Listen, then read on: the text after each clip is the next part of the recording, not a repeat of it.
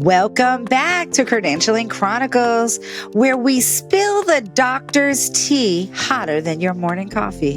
And give you the insider scoop on the wild worlds of credentialing, provider drama, and everything they don't teach you in med school. I'm Shannen, and she's Nyleen, two credentialing pros with front row seats to the chaos, looking to make you a part of it. Yes, we want you to engage in spilling this tea with us. We need your love and likes, and we want to know what you think too. Look for us, please, on LinkedIn, Instagram, and yes, baby, even TikTok. Yes, we love to see your love. From fraud scandals to burnout breakdowns and why your favorite surgeon might actually be banned from 5 hospitals. Honey, we've got the gossip and the practical advice to keep you out of trouble and ahead of the game. So grab your coffee, your compliance checklist, and maybe a lawyer, and let's get into it.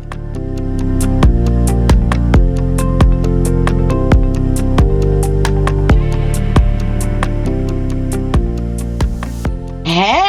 Welcome back to Credentialing Chronicles. Nyleen, how are you, my love? Oh my goodness, I'm so excited, Shannen, because we met the most awesomest people at NAMS, and we're so excited. Yes, and we got to see all different kinds of roles, and I think that while we love our MSPs, we rely so heavily on a particular specialty other than our doctors to really help us navigate all the trials and tribulations that we run into, and that is none other than our favorite attorneys, right? And our legal counsel. So, Shannen, who do we have here with us today? I'm so excited. Yes, definitely. I'm so excited because, we're peeling back the curtain. That's what we always say all the time. That's our motto, right? And so we're peeling back the curtain on what really happens, when medicine, law, and I guess ethics collide. And, we really do talk about all of the situations. And I think sometimes, Nyleen, at the end of it, we're scratching our head, what do we do with the fallout? What does it mean, And I think the investigation cover-ups and how did the doctor keep practicing? I feel like sometimes we leave episodes and we have more questions. So I'm just excited because today, you all, Law and Order meets credentialing, baby. Hey, that's what I'm talking about. Yes, we're so excited because someone who's seen the chaos up and close is Emily Brinkman, Esquire. She has over 20 years of experience as a litigator and 12 years specifically advising healthcare providers and helping them really comply with regulatory issues in the state of California. And Emily does have extensive experience in litigating different types of medical staff cases on behalf of hospitals throughout California. And she really collaborates with medical staff directors and other executives to manage issues regarding physician credentialing and privileging. I'm for all of it. And I think even though I know you say you're primarily in the state of California, I'm sure this lovely state of California provides us with a slew of different types of ranging cases from inappropriate behavior towards patients, towards staff, quality of care, disciplinary issues, suspension, termination. So, Emily, talk to us a little bit about you. Give us your disclaimer. I know you're not going to give us any legal advice, but we are hoping to spill some tea. I can't wait to spill tea. So thank you all for having me. I loved meeting you at NAMS. And yes, I am not providing anyone legal advice today. And my experience too is really connected to the state of California. But I also want to throw out that I did work for the medical board for years at the California Attorney General's office. So besides representing hospital medical staffs, I was on the other side of things with the medical board. And even in a previous life, I was a criminal prosecutor. So I've also done the criminal side of things. Oh, you're pulling them out of the pocket, Emily. I'll get you covered today. Yes. We're excited. Your credentialing solution. In a busy hospital, time is of the essence. But what happens when your credentialing staff is short-staffed and overwhelmed? AQC is your trusted credentialing verification organization. They provide credentialing, contracting, and monitoring services for hospitals, surgery centers, and clinics nationwide.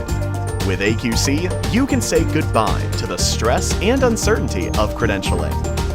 AQC, your solution for continuous compliance and credentialing verification. For more information, contact us www.aqccvo.com.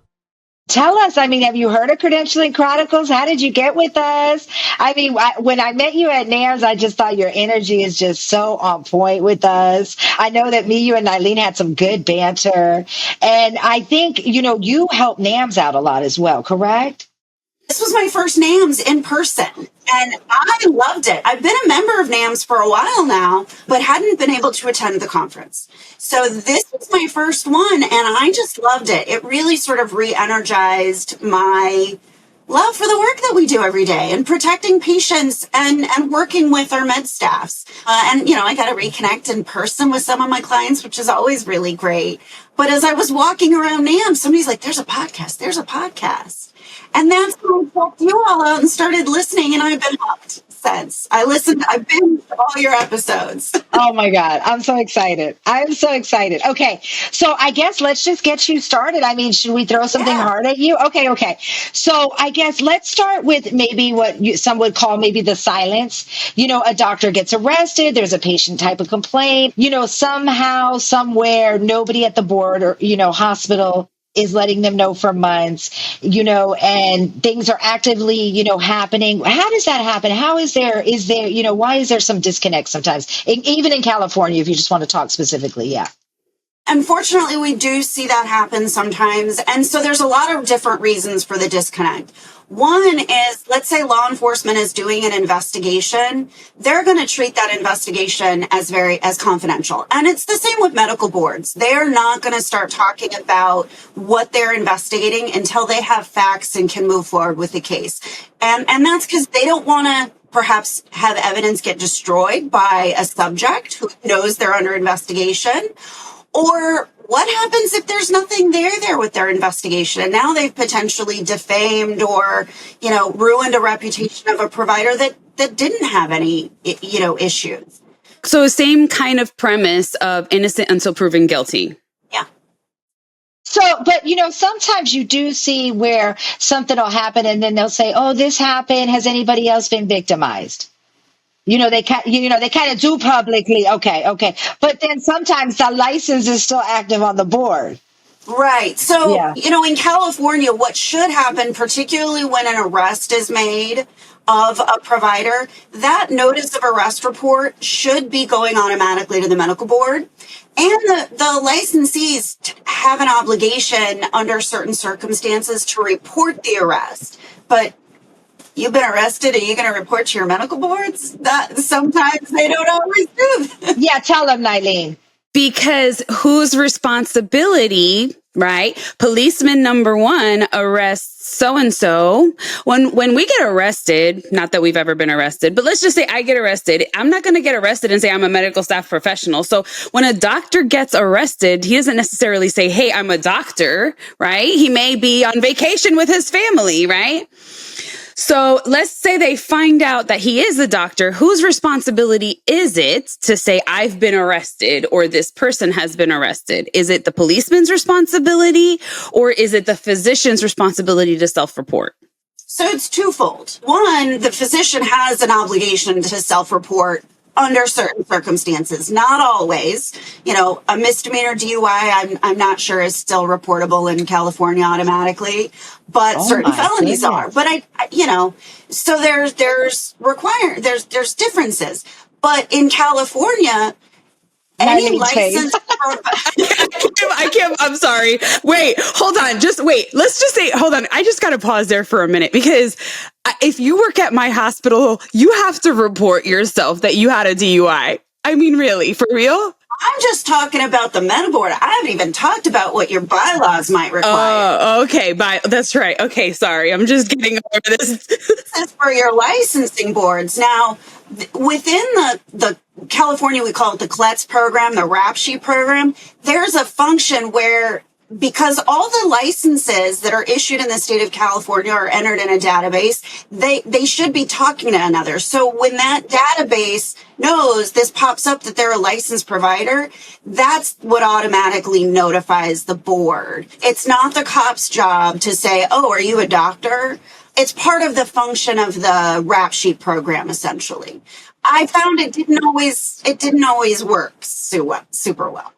Well, I have to say, one thing I wanted to say is we always advocate, if something like that happens, go to your medical staff professional, the one that you trust the most. If you're at 5 hospitals, go to the one you trust the most.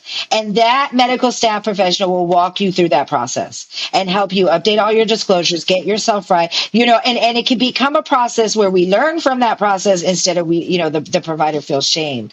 But I do want to say that the California system, 805, honey, Emily, it is a beautiful system. I love my 805 system, but there are still holes within 805. Let me just back up too really quick about your comment on talking to somebody in the med staff about an issue. Let's say you are arrested for a DUI. Yes, go talk to your med staff director, your chief of staff. Maybe this is where we can have early intervention for the physician with the well-being program. Get them through rehab so that it doesn't turn into a disciplinary action by the medical staff. And so, that also shows some rehabilitation on their part that can help with the medical board and their criminal case.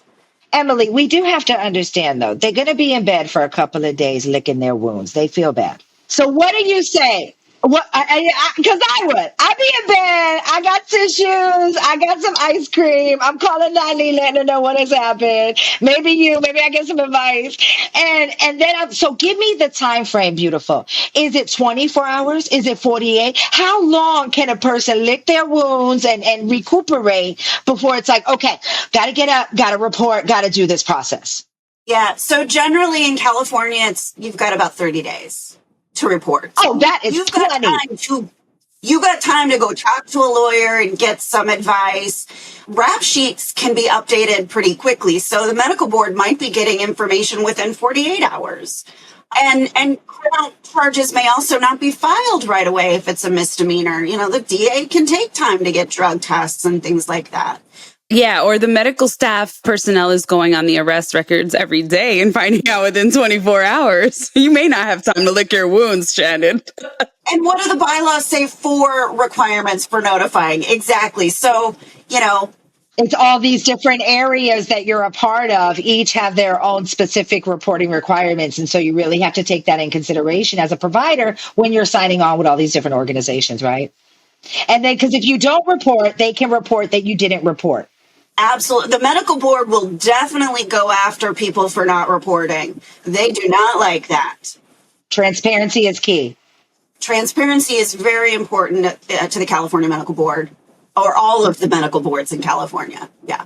Well, Nyleen wants to talk, I know, about culture, about hierarchy, and all of those kind of things that we were talking about, Nyleen. And she liked the interpersonal tea. Well, it's just medicine still runs on power, hierarchy, silence. So really, what is the cost of my friends, my huge medical practice of 20 guys who, is overrunning the one little orthopod down the street? We're the chief of staff, we're the chair of surgery. What do you think that looks like, and how can that affect the providers? Well, culture is so key, and we refer to it in med staff space as the culture of safety. What you want to make sure is that people, one, feel safe to come and report issues, whether it's to, you've got a nurse that is throwing things, so let's be able to report it to HR, or if it's a physician that is yelling and throwing and sexually assaulting people, you're telling your chief of staff, you're filing those event reports, and that those have some level of anonymity so that people feel that they can do that safely without being retaliated. That's part of that culture, is making sure there's a space for that reporting to happen. And then secondly, that people know when those reports are made, that they are acted upon. Now, in the medical staff space in California, it is very confidential. Peer review is sacrosanct. We want to keep it protected from disclosure so that people do feel they can come forward and speak. But if people see that they've made a complaint and the doctor's still there, are they going to feel comfortable speaking out moving forward? And so you've got to be able to educate your staff that, yes, we're doing something. You may not get to know the specifics. Yes. And what about the role of medical staff leadership? Not the physician side, but the actual office, your director, the people where they come to us first. The reality is before they go to the chief of staff, their colleague, they're always going to come to us. How important is the role of a medical services professional to allow this culture to continue in your experience? So important, because you are the sort of keepers of the keys to some extent. And you are all in the hospital 24/7, more so than some of the physicians. And so, yeah, you hear things. And I would say to my med staff directors, you hear something, say something. And that's part of the culture too, is that if we don't know as the medical staff, how are we going to be able to get involved and stop it?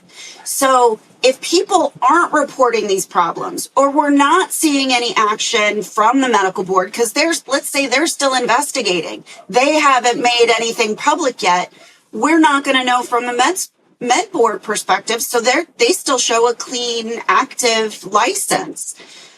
So you've got to have your people come and talk and be willing to speak up. And that includes, your med staff building a relationship with people. Yeah. We really talk about, the medical staff professional, not being treated as a secretary anymore, because that's really not the role. The role is your compliance partner. It's your person that's getting you through these really difficult times, taking you through to the next level of delegated credentialing and higher billing, giving you awesome compliance programs. I mean, the areas that the medical staff professionals touch, and then to have the respect that is given to that be so low, and not equate what they're actually doing. I think it's really hard, because you have these people that notice something, have a feeling, they going to people, they're going to their CMO, and they're not being listened to. And then what happens? It's a headline. Absolutely. I mean, is there any advice you can give to Susie, John, in this situation? First, I want to say we happen to be recording this on MSP Appreciation Week. Yes, we are. And we are. The work that the MSPs are doing on a daily basis is so key, because that's how your hospital keeps its licensure. It keeps its accreditation. It's not just about, pushing papers. There is so much involved. You got to know when do I report to a licensing board? When do I report to the data bank? Do we need fair procedure for a physician? Are we adding credentials or privileges that, we got a new robot? How are we getting people to be qualified and competent on a robot? There are so many pieces. It's not just getting an application for membership and verifying they have a license. They haven't had malpractice. But Emily, I need you for my surgery centers. We need to get this information to the surgery centers. Yeah, to them. Please. I literally am screaming at the top of the mountains. Yeah.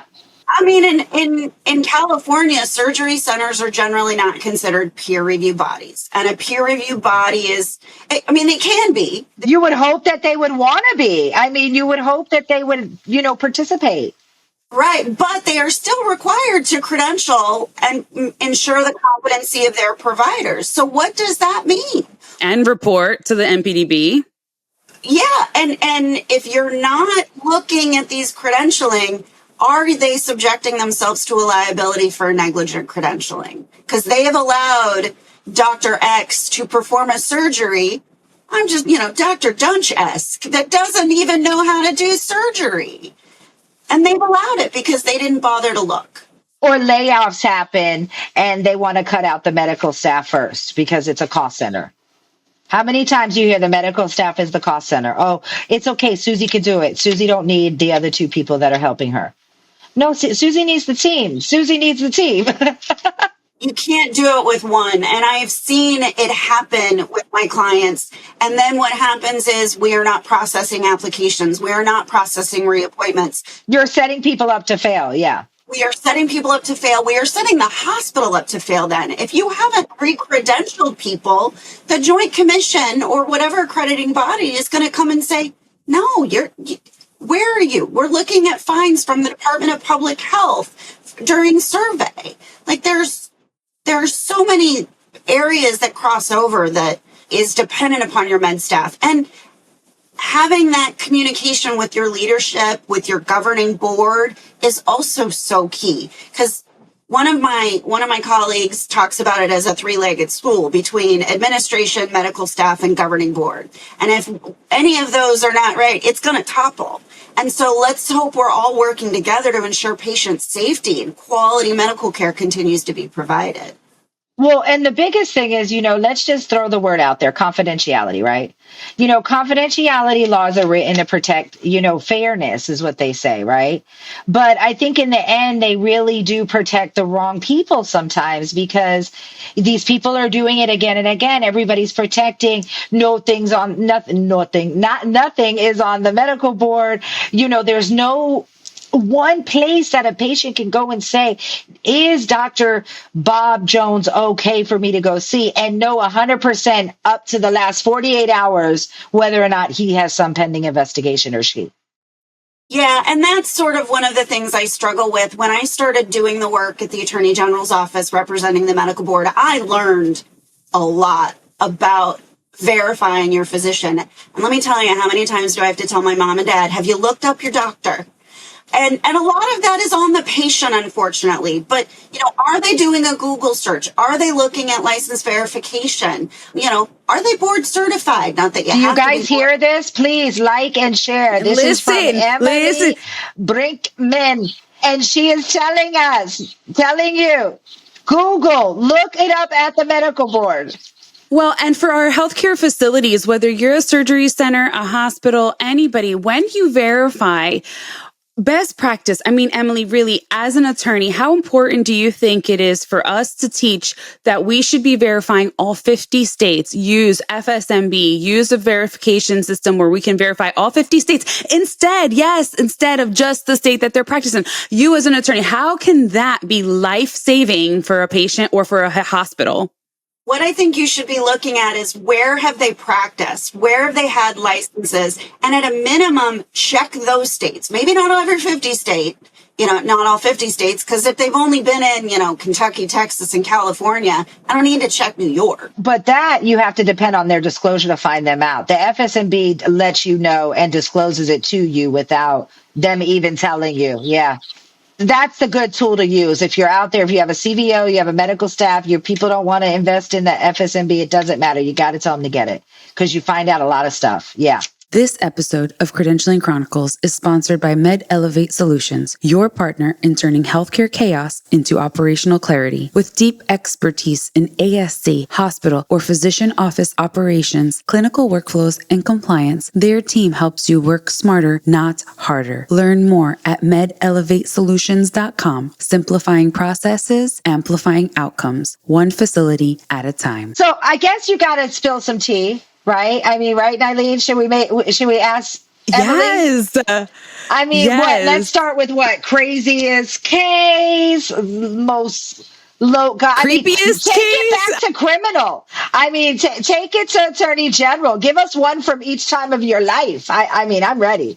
When I was at the AG's office, seeing, physicians charged with child porn, seeing child abuse, sexual assault, domestic violence. I saw all of that, and those were criminal charges. And so when we got word of them, and there's various ways that we got word out of them. I mean, one of them I saw in the news and I looked it up and we didn't have a case. I got it open because it hadn't made its way through the arrest notification process. And so in California, we have a way to go in and as a condition of bail, if they are released, that they are not allowed to practice medicine. So I did that several times, and hopefully your state, they're working with the prosecutors are aware of these avenues if they are giving bail to a provider, that not include being able to practice. Well, I will tell you, Montana is not like that, honey. I'm still going back to Montana, Nyleen. I haven't pulled off. Poor of it. Montana. The doctor still has a license. The doctor's still active. has a He's killed license. 10 people and nothing. Still And no I'm like, pause. no pause. And so, I mean, again, they say, California is so ahead of the game or so behind. I don't know what they say, but these things make sense to us. I agree. It would be really nice to have sort of a clearinghouse for information. I look at privacy issues, but then I look at how long it took us to get in criminal cases, systems that communicated with one another, to know that one state was investigating somebody for rape and sexual assault with the rape kits and another. And so then I think about, well, how do we do this on a licensing aspect, and where are the government priorities? And do the states communicate with each other right now if somebody's being investigated or something? They should be. Yes. Okay. Oh, it should be happening. Okay. But that's a jurisdictional issue too. And medical boards should be talking to one another too. When I was at the medical board doing a lot of out-of-state discipline cases, they got disciplined in Texas for whatever reason, but they have a California license. So we're going to go in and impose our own discipline based upon that. So is that happening in other states? I will say some medical boards are a little bit more lenient than others. We see that right now. Yeah, we do see that, especially with like a radiologist are the most easiest to do because they have the most state licenses, or like a teleneurologist. You do see that they may have an action in one state, and out of the 40 that they have, maybe only 10 put an additional, action based on the one, and then the other ones kind of just let it go. And it may be something simple as like a $500 administrative fine. So it's not like a full, investigation and report, but they do at least put some type of sanction on there. So what's as a attorney, I know you've seen it all in crime and all of that, and we love crime stories as they are. But some of us, as we said, for us, the hardest cases are child cases. And do you see that very prevalent? Have you seen it very prevalent? Or is things like more like DUIs and drug problems more common versus like full-on criminal cases? I will say I don't see a lot, particularly in the med staff spaces, where we don't have to deal a lot with those really serious crimes. I think the plus is when those are happening, I think the doctors realize they need to get out of Dodge with their med staff and focus on criminal cases. But what we see more on the med staff day-to-day front are substance use, behavioral issues, DUIs. And so that's where I think it's so key for your med staff to have a really good well-being committee, so that you have a place to provide resources to those providers. And we all recognize everyone is understaffed. Physicians, nurses, we are in a staffing shortage. We are in an overworked, overburdened healthcare system. So how do you provide those resources to make sure they aren't burning out? And if they are asking for help, that they can get that help, and get that help without the stigma. And I mean, really, not to put the hospitals, the clinics, the organizations on blast or anything, but some of the quotas are so high. You got to see 30 patients a day. These doctors now, it's different, you all. This is going out to the patients. These doctors are employed by the hospitals a lot of times. Yes, a lot of times they're privileged in, they have their own clinic, but sometimes those are related to the hospital as well. And, they are measured by matrix, right, Emily? And so that causes burnout. Absolutely. I will say in California, we have, and there are a few states like it, where hospitals are not allowed to directly employ physicians. But you need to come back, and we just need to do all about the medical staff laws. Girl, we're learning all kinds of stuff, girl. Because maybe a state official is listening, and we can help and provide some help, okay? I mean, talk to you. You want to improve communication between boards and law enforcement? Let's start changing the law. Let's propose some changes to our local legislators too. Your state medical board is always working with their the legislature to improve and change laws. I mean, I will say that's how California specifically passed Business and Professions Code Section 805.08 on reporting of sexual misconduct, because it resulted out of a really bad case in California where patients were reporting complaints of sexual misconduct. The institution didn't handle it appropriately, didn't report it in the way that the medical board felt they should have, and the law directly changed so that within 15 days of receiving a written complaint from a patient or their representative, that has to be reported to the medical board, regardless of whether there's anything to it. Is anybody auditing that? Are they getting reported? Is still delayed notifications? Are they holding to that standard? The medical board takes failure to report seriously. So when it is discovered, it's a Yes. infraction. And the medical board has very stiff fines from $50,000 to up to $100,000 for failing to report. The licensed providers, like your chief of staff who has a medical license, can also be separately charged with unprofessional conduct for not reporting. And so that's on their personal license as well. So California takes failure to report really seriously. So again, what's the law look like in your state on requiring hospitals to report? And if it's not great, can we change the law? Well, I could tell you, me and Nyleen can tell you, tell her, Nyleen. I mean, from half of these cases, when we investigate them, half of them come up still active, no disciplinary actions. And we have cases on them that are out being in the court of public opinion, right? You know that, Nyleen. She does the whole background investigation on them. So since you brought up politics, because some doctors face really lifetime exile while others, they truly get presidential pardons. I mean, how does that play into accountability? It shouldn't. If you've committed wrongdoing and unprofessional conduct, you should be held accountable, whether that's by your state licensure, whether that's by your medical staff, hospital privileges, whether it's by your employer. You're no longer fit for employment. Politics shouldn't play a role in what our decision is. Reporting shouldn't play a role in whether or not we should take action as a medical staff. We need to do what's right for the patients, what's right for the hospital, and what's right for our medical staff. And it all goes back to how do we provide that quality, safe medical care to our patients? And it shouldn't matter whether that physician is connected or not. And really, that's where it says, like, if integrity isn't consistent, the public stops believing that the system is able to self-correct. That there's going to be players in there that are going to direct the self-correction to happen. And even, just down to, floaters in the OR scared to say something. I mean, it's okay to say something. That's how things change. Yes, absolutely. And it goes back to that culture of safety and making sure that there are safe spaces for people to report something. When you see something, say something. It's just like the airport, and report that so that we can, as a medical staff group, take action if we need to. Is there an imminent threat?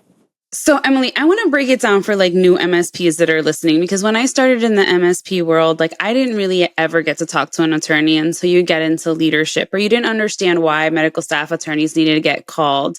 And really, what is the role of an attorney other than protecting the hospital? What role does an attorney play in protecting a physician during a case with a hospital? I'm a doctor. My privileges are being taken away. I don't believe that they should. I was in a bad situation. Let me give you, I have an example. I have a really good story. So I had a OBGYN who was on call, and he got a call that his mother was suddenly on her deathbed.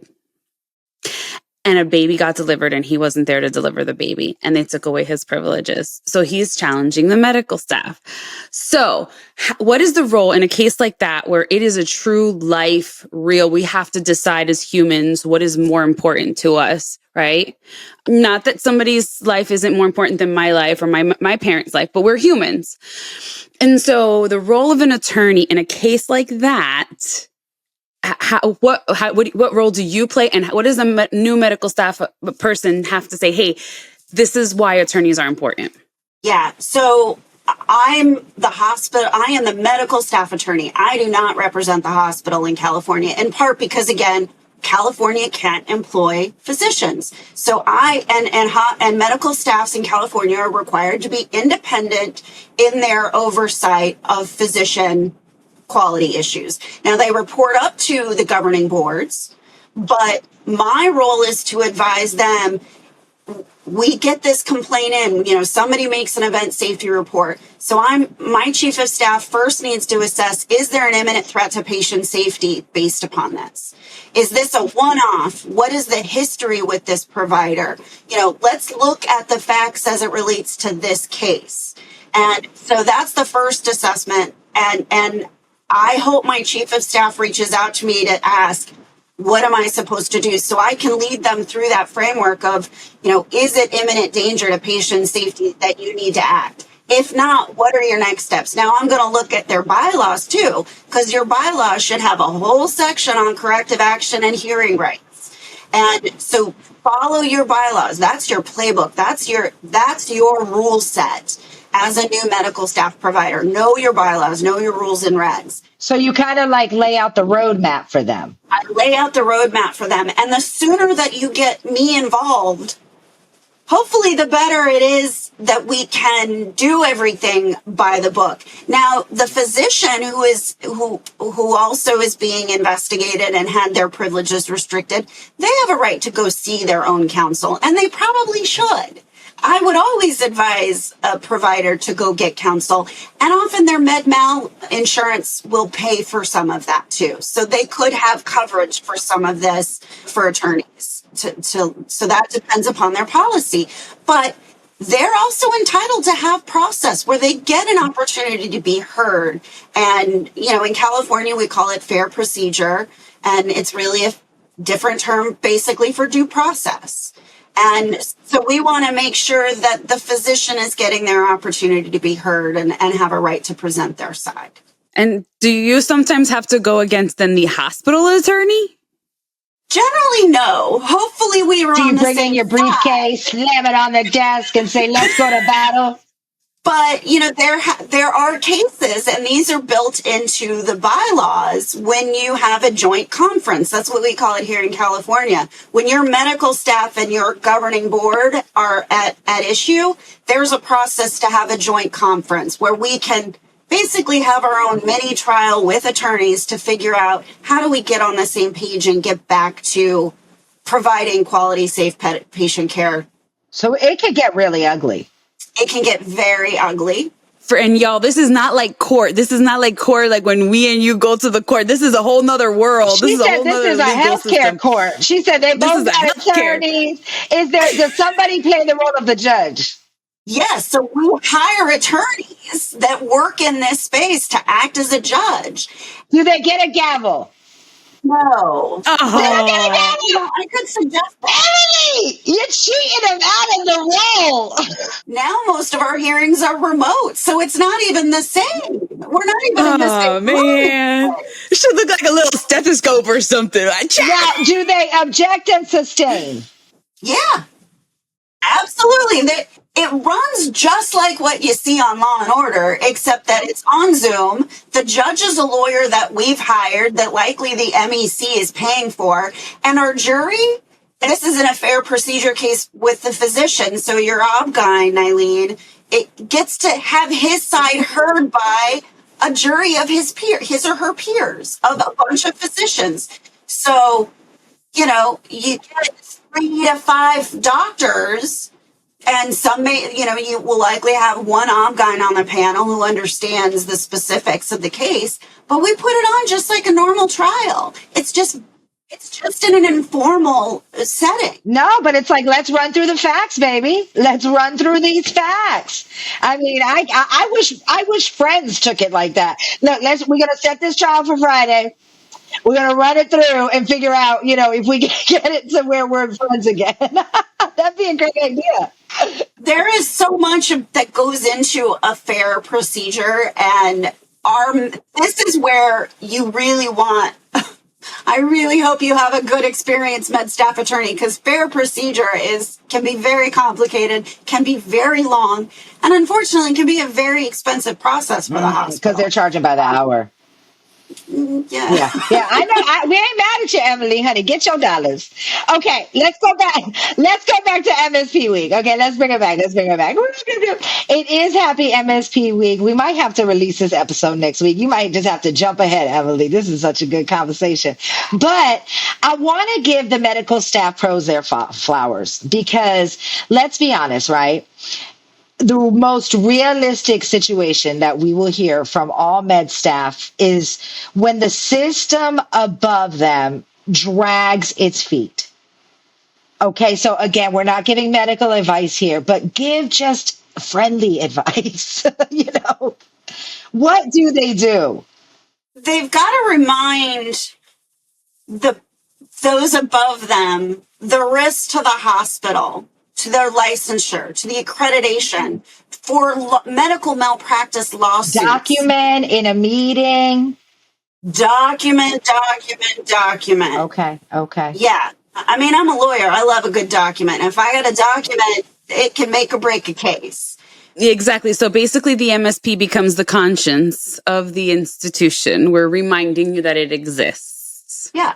And if you're still getting that pushback, and they, I just, because sometimes it happens. Let's say they want Dr. X to come on board. They find out Dr. X has something in the background that doesn't align with the credentialing. There's nobody else to do this. This is a rural hospital, let's say. And Dr. X is the only person, and it took them 7 months to find Dr. X. Yeah, I see that all the time. Yeah. What do they do? I mean, real friendly advice. Here in California, it's lovely because, again, that's a decision that the MEC is making. So the hospital conducts the recruiting. They don't maybe know that this guy's got 18 malpractice suits in the last 5 years, that the quality of care is suffering. They may not have known that during the recruitment period. So that's when your MSPs say, hey, you aware of this? Let's get more information from the provider. I mean, I teach my med staff directors that incomplete applications are the best. We don't have to process an incomplete application. Let's keep it incomplete. As long as it stays incomplete, there's nothing for us to review and make a decision on. But, when you've got the situation where you've got a provider with question marks, act on those red flags. It's much easier to deny an application at the jump than try and terminate them when they've got privileges after the fact. And think about what is the risk to your patients in that gap. So you've got to document that to your governing board, why the MEC has made the decision it's made. And Emily, can we just have your 2-second opinion of voluntarily withdraw versus deny? Because it's a thing. There's still going to be reporting aspects out there. But does a physician want to have a whole set of documents, a full hearing that has findings of fact with all the bad things based upon a denial? Or would they rather have it as a withdrawal when there's very limited information? Because confidentiality rules don't apply to the medical board. Medical board gets this report. They're going to subpoena me for those documents, or my client for those documents. And they are entitled to get that entire credentialing file, to get that peer review file. Does that doctor want that to be part of their case? So there should be a letter in the file stating that the doctor voluntarily withdrew instead of there not being anything at all, or? Well, you could have it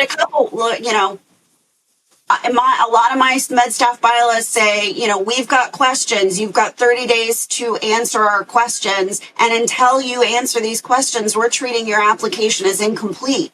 And if it's incomplete for longer than 30, 60 days, we're treating it as a withdrawal. Now, if they formally, so I'm going to set that all out in writing. You want to notify the physician every step of the way. And if they decide I'm getting too many questions, I don't like this, and I'm going to withdraw, then yeah, I'm going to confirm in writing that you have, on X date, we got your withdrawal notice. Your application is now withdrawn. And it's in the file. Now, is that a withdrawal that is reportable to the data bank because they knew they were going to get a denial? I don't know. Where are we in getting that information back? Interesting. So let's bring it back to the patients, right? Because Shannen is a big advocate for patients, and we always talk about how the patients are affected. And the reality is, do patients even know how much of this actually happens and what rights and no rights patients have? They don't. I mean, I had a conversation with my husband last week. We've been married 24 years. And he's like, so he's still got a license? I'm like, I don't take licenses anymore. Like, my husband still doesn't get it. So how is the average person supposed to understand what happens in the med space? They don't. And so, how can we as MSPs educate the public? Credentialing Chronicles. Credentialing Chronicles. Share Credentialing Chronicles, please. So, I educate everybody that I come up against or meet. Like, oh, you're seeing a doctor. You Google them? You looked up their license status? I mean, I have the medical board's app on my phone. I can check a license on my phone. And I strive to be that efficient at this point. I need to get the FSB on my phone, just a little app, and just who do you want me to look up? I mean, it's really where transparency has to involve, right?